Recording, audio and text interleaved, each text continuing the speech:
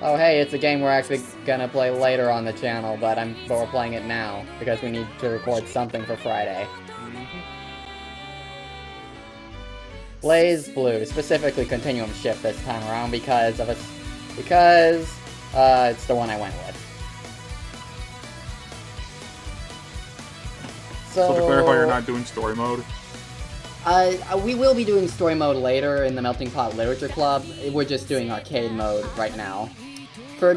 Partly for a taste of the action, partly just to have something to upload on Friday, given the current situation that you know all too well. Well, the story is one big mess anyway. It'll take an eternity to finish it. Yeah, well, you don't have to be in it. Yeah, that's why we're doing it as part of the Literature Club rather than regular commentaries. Yeah. So, and let me just say, while this will give the Sparx and RedScarf some context for some things, very keyword some, not all, for the story, it's trying to figure out the story via playing arcade mode is like trying to find a tiny needle in a flaming haystack. It's not gonna happen. So yeah, just anime. Yeah, we've already had an shot and underbid. Isn't Platinum actually underage? So yeah, out of all of us besides me, RedScarf probably has the most knowledge of BlazBlue due to the weeklies that I host, and that's not saying much. Yeah, I have actually played Continuum Shift 2 on my 3DS. Like, I've gotten through all of the story. And yes, I'm going with Platinum the Trinity for this one.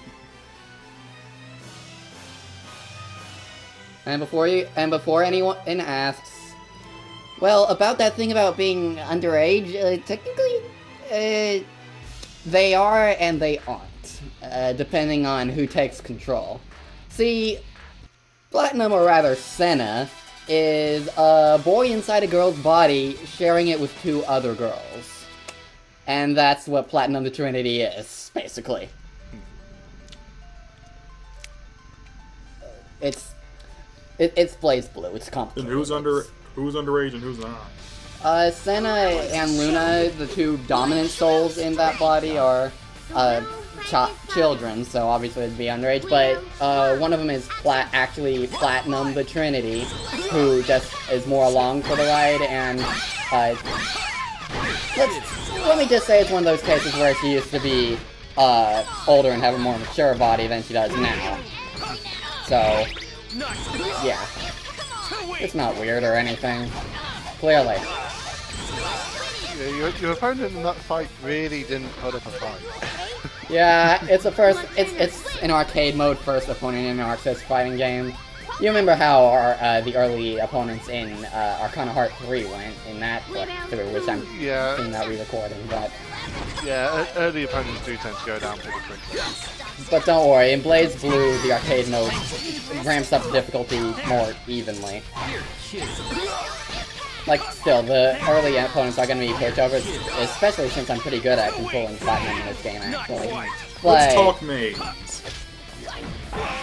Let's talk mains? Well, I typically play Lambda and, of course, Platinum here. Who do you main in BlazBlue, Flash? Arachne.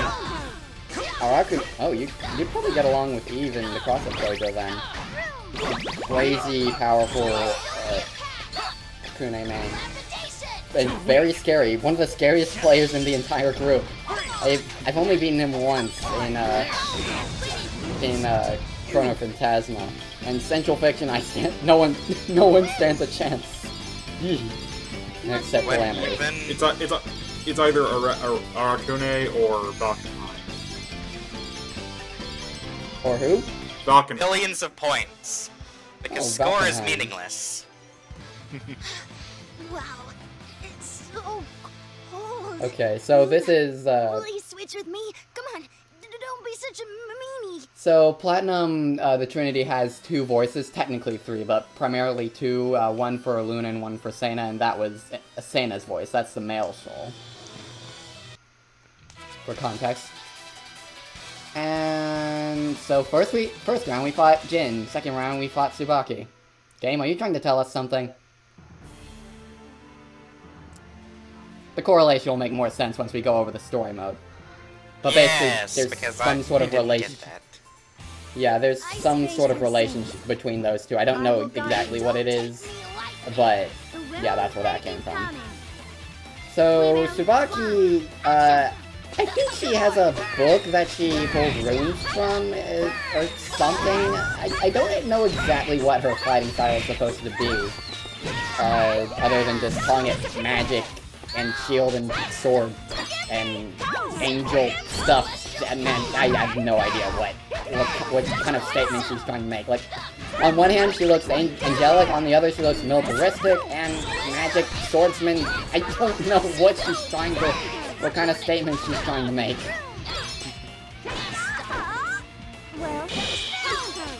And was that a whip? What? I don't even know what the deal is with Tsubaki. Oh, but that looks like it. I prefer Makoto to Tsubaki. That was supposed to be an ultimate attack. That was pathetic. That was a super attack. The ultimates are the astral finishes. Those are, well, we won't see any in this particular playthrough. We'll see me try to activate one twice, but unfortunately I couldn't get one off in this particular playthrough. I've seen a few astrals in Central Fiction on the CrossFit Dojo fights. Some of them are pretty spectacular. Yeah, I don't know if we've actually had an actual finish in one of the proper tournaments, but I know we've had a few in exhibition matches. Yeah, I'm sure there's been one or two astral finishes. Maybe my memory's just failing me.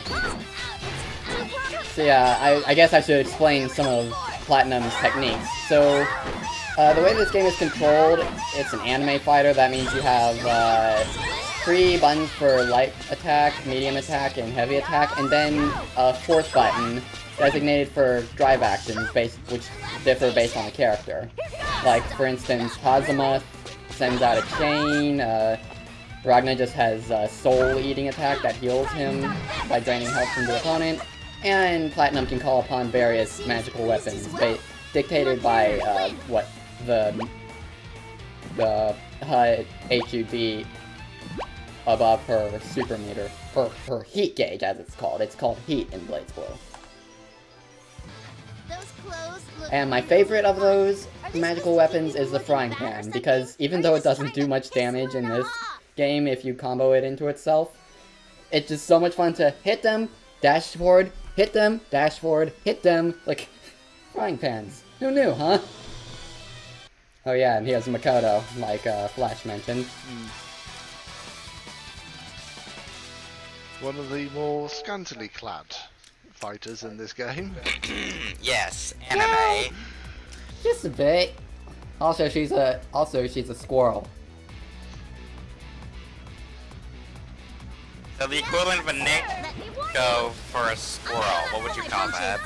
I don't know. Well, they refer to it as a beastkin, but I don't think that's specifically for the squirrely kind. That's just in terms of, animalistic kind of characters, but I don't think there's actually any animal characters in, aside from Taukaka, the Kaka clan, and, Kyubei. There's no half-human in appearance, half-animal, characters. I don't know if the Kaka clan can be called beastkin or not. That just goes to show how I don't know everything about, BlazBlue. Gone through a bit of Chrono Phantasma's story mode. As of now, that's about it. And Platinum can summon bubbles to trap her opponent. Pretty fun. I've just looked at the word, because I know there's the word Nekomimi, which is a human with cat features like ears and a tail. There is a more generic term, Kimono-mimi, which is a human with animal appendages like ears, tail, stuff like that. You guys, hey guys, I just realized something. What? So, one of Platinum's fixations that she's known for, specifically Luna, she's fixated on, rather gets annoyed by seeing girls with large breasts, and she wears a giant cowbell around her neck. Are you trying to tell us something? I just realized that. I posted something in Blah. Oh, this should be good. Oh yeah, I saw that earlier. That is this meme, Amy. Look, Yeah, it was a meme that first came up. What was it, like 2011 or something like that? And it's experienced something of a renaissance. Good memes never die. Yeah, this particular version, it's been built from scratch actually, and it's Amy Rose in the place of the alien guy in the original image, and Shadow in the place of the butterfly. And the question: is this Sonic? Referencing that infamous dumb moment in Sonic Adventure 2. I mean, they also could have put Silver there too. Yeah, that happened in 06. And what media does that come from anyway? That meme. The original. Oh, I did look it up and I can't remember now. But it is from an anime, and it's about this alien guy who's ended up on Earth and he's basically trying to learn his way that would around. explain his confusion at the butterfly being a pigeon. Yeah, because obviously, you know, he'd never seen a butterfly before. I Okay, guess so it's one of those the only things flying where thing he'd context. seen was a pigeon, so he thinks every flying thing is a pigeon. Yeah. Okay, so that would explain. Yeah, it requires context. You're I right. see. Let's see if Oh hey, has look. something to- The main protagonist has arrived on the scene. If you want to hit him up for freeze, then go nuts, Senna. Luna, how could you be so cold? Huh? These Who in the hell are cutscenes. you? My stomach. So hungry. Is that so? Well, Well, sucks to be you. sucks to be you. You're So cold. So cruel. How can you call yourself a human being? I love this line. I'll hunt you until you're like cold and dead. and Ragna does not have it easy. Whoa, no need to curse me, you know? Yeah, I really no wouldn't kidding. want that. Not at all. I mean, with New on his, Alright, just spill it. with If you were New starving so around badly, and you wouldn't have the Hazama energy and to all his radiate the levels of murderous backstory. rage like Jin. you are Oh yeah, now. Jin. Oh god. So you I won't say that here, just to leave it a surprise That for thing, Sparks That's a and Noxnic Taurus, isn't Red it? Scarf. What the hell are you Just You make it Jin sound and so Ragna is when we cover the story mode because it's. rap anymore. Oh man, that's Turning what's left for that obscenely huge slightly vat. creepy. Dear God, why me?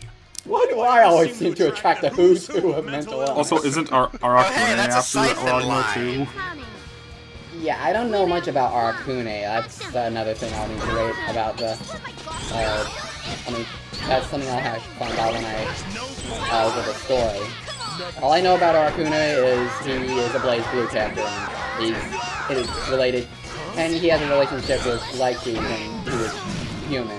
That's about the extent of my Arakune knowledge. Oh, I that and mean, the you fact could that hear him he's- mumbling about the Azure. Heard that in some of his victory poses, so I guess that makes sense. Yeah, like, wait, he's mainly obsessed with consuming the How? Azure. What? Well, you got me. By all accounts, it doesn't make sense. How did that hit? Okay, no, I know how that hit. That His was toe good clipped at the tail of the heart. Finished so soon. His toe clipped the tail of the heart, but I'm not asking how that hit. I'm asking how did that work? Because that makes no sense in my mind. I mean, seriously, you saw that. What I saw is I need to seriously step up my editing.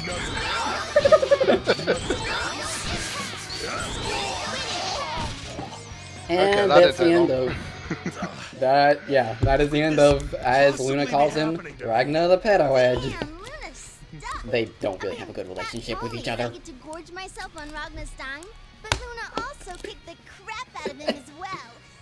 I must agree that the meal was very satisfying. Well, Ragna, you're picking up the check, right? I guess we should thank you. What in the? Hey, you guys, wait up! God I love damn it, Ragna's that little reaction brat here. Got me good. I'd kill to get my hands on whoever taught her, Him, them. how to scam people like that. Oh hey, Valkenheim. All I know about him is he's one of the 6 heroes and Rachel's butler, and he turns into a werewolf. Werewolf butlers are best butlers. Yeah. Don't know much about his actual character though, other than he's very classy. Oh hey. This is Halloween. This is Halloween. Halloween. Halloween. Spooky, scary skeletons send shivers down your spine. You're going down, meat sack. Ah, yes. Any of you gonna continue that song? The riddle I'm not actually that familiar with it. I don't want to get a copyright. Creaking skulls will shock your soul. Seal your doom tonight. Thank you.